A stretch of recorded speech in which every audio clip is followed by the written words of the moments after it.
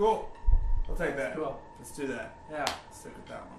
I had one or two little things in there, but Okay, you want to do one more then? well, it's really easy to just keep saying I want to do one more. Okay. So yeah, and like if I wasn't doing this with another person, like, Yeah. I wouldn't stay that focused for that Yeah, long. yeah, I wouldn't yeah, be yeah. practicing as hard as I Exactly. am in this moment right now. Exactly. Well, I think for me, it's interesting. I've become,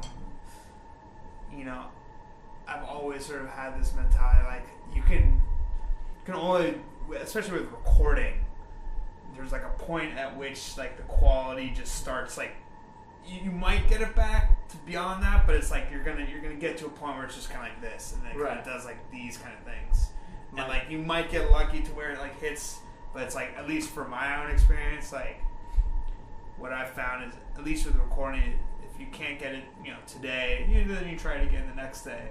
But if it's the way it is, then that's the way it is. Right. And that's not the end of the world either. And the state of mind of when you're in that zone where you're just, you're not even, maybe you're down on yourself, maybe not, but when you're just trying to push through to like, just keep doing it, your stamina goes down, your focus goes down, and as my buddy said, it's that point of, diminishing returns. Right. You're just not. Also, you have that pressure on yourself, and I think when you kind of have the pressure, when you like look at the big picture, as it improves, or just take every, mistake as it comes, and just, not stress over it. Because I think one of the things with recording, especially, I don't know if you've experienced this doing this, but it's not the first mistake that's the big one. It's the one that comes after the first mistake. Because the first mistake, you may not be able to notice. The listener or the viewer may not be able to really pick up, but you, the player, you notice it, and you think about it, and then you have the really big mistake after that, and that's what stops the whole take. That's where the train wreck happens, and it's that first one is just turbulence. Yeah. The instant that you're thinking about something that already happened, you're 3 bars behind where you should be. And I think that's the key to really recording well, is not letting that first little bit of turbulence, like you said, affect you, and just understand it's probably not that big of a deal. If it's that big of a deal, you'll do it again, but it's probably not that big of a deal. Of all the people I've met with, I had 1 or 2 people say that to me initially, and it was kind of the first time I heard it, and now I've heard it stated in different words 10 or 20 times, and it's just, you gotta just let it go. And it's really hard to let it go, because in that moment that it was such a simple little thing, like, oh, just give me a second to redo it, but you can't just stop. We're not punching like in. Exactly. So, have you found your own recording habits improve with having done this? Recording habits, or just like kind of, I guess, recording psyche. So you're in the headphones, you're in the room, or you're doing a live shoot, and you can kind of get inside your own head when you're doing that. And so the more experience you have doing it, the less you sort of think about every little thing. You can kind of be more in the moment. I mean, I don't do like a ton of recording stuff, but just playing for sure. It's the same as your playing state of mind of just letting little things go, or I didn't like that one little note in my solo, but I'm not going to just stop and start over. I'm just going to keep going. Or that fill was okay, but I'm not going to. I didn't love it, but I'm not going to let it stop me from having fun right now. I've noticed that it's or more so, I notice that I am thinking about it, and the train wreck stop does happen, and I'm instantly aware of the fact that I should have not let it stop, which is kind of worse, because it was nice to be oblivious and ignorant before, and now I know what I should be practicing and thinking, and I'm just not there yet, which is more frustrating, because you know what you want and you're not there yet, as opposed to not knowing what you want. Yeah, exactly. Well, that's been the one thing about doing so many of those postmodern jukebox videos is it's the same live. You guys just do one big room. One big room, take after take. And every time you have to just start fresh and have the same energy and the same face. Yeah. And not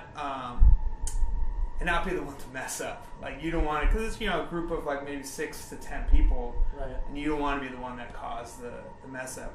But you can't think like that either. You have to just be relaxed and be yourself. And again, what I've started doing is that sometimes, like, just over the years of doing it, is like I may have a little mistake that I hear, but then I look back at the recording or I look back at the video, and it's like not audible, or it's not that big of a deal. And that, especially with those, has helped me immensely. Kind of like take recording and live playing, and really like any mistake, just keep going forward, keep thinking about it. And it's probably not as bad as you thought it was. You're probably not as good nor as bad as you think you are in that one moment. Right. It's usually somewhere in the middle.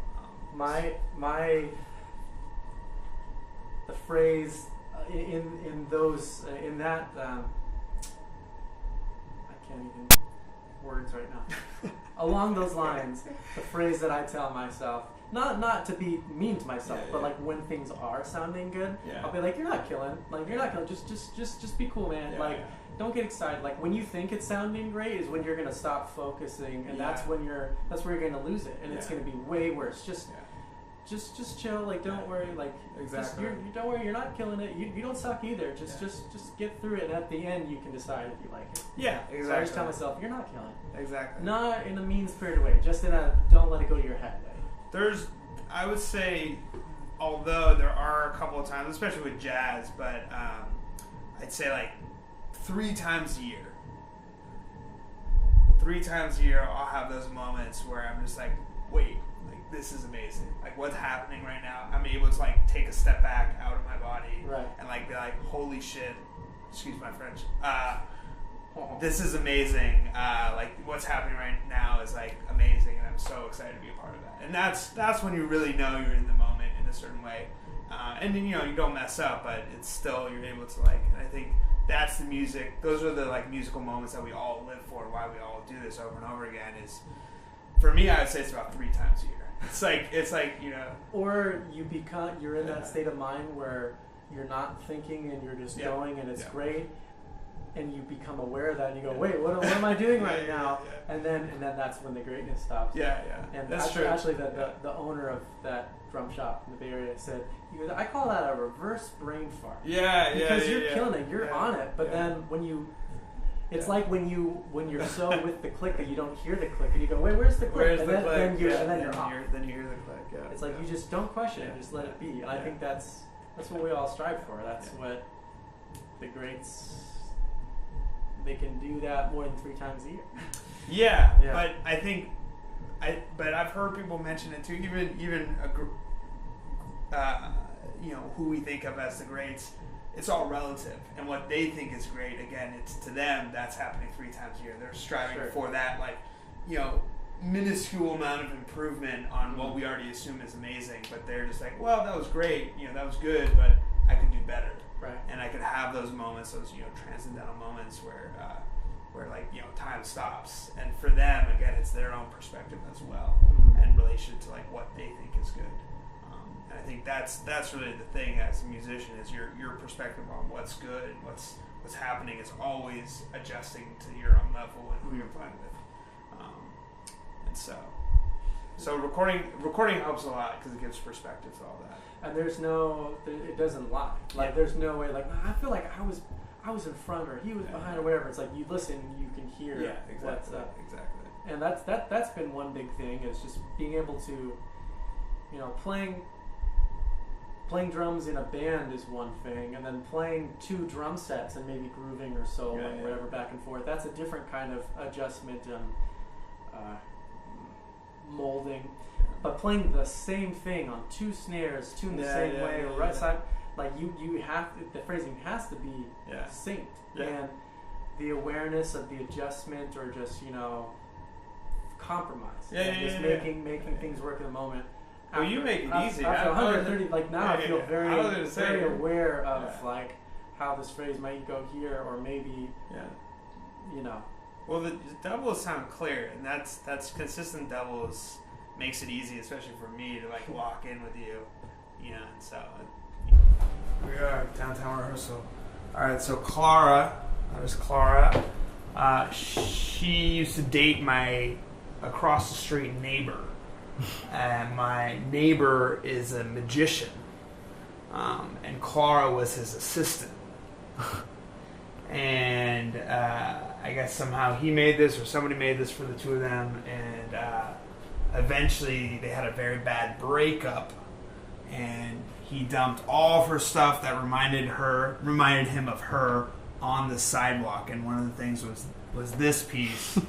And I didn't want anything to do with it. I was like, this guy's weird mojo with it. But the guy who shares this room with us, Carl Kerfoot, who's an amazing guitar player, was like, I love it. I need to have this. And it ended up in our practice space. And now it's become part of the ties the room together.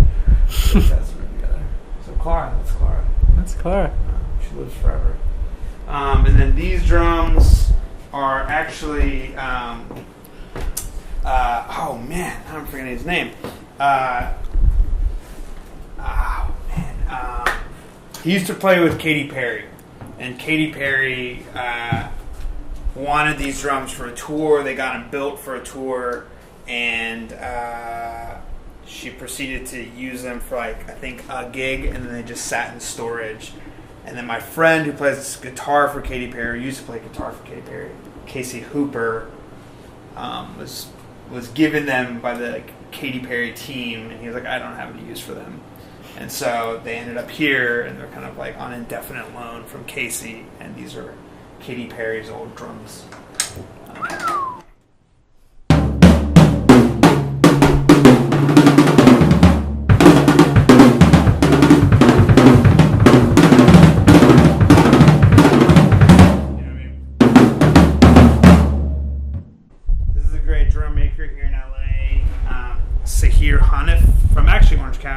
Masters of Maple. He makes really great drums and beautiful wood inside, and he just does really cool designs and work. And then I'm endorsed by Canopus Snare, so I'll do a quick shout out to Canopus. There you go. And this is their solid stave Babinga snare, so it's all one piece of wood, Babinga wood. I don't really know where Babinga is from. Do you know? Okay. But it sounds amazing. It's a great sounding drum. And I can use it from any rock or pop gig to any jazz gig, and it holds up just great.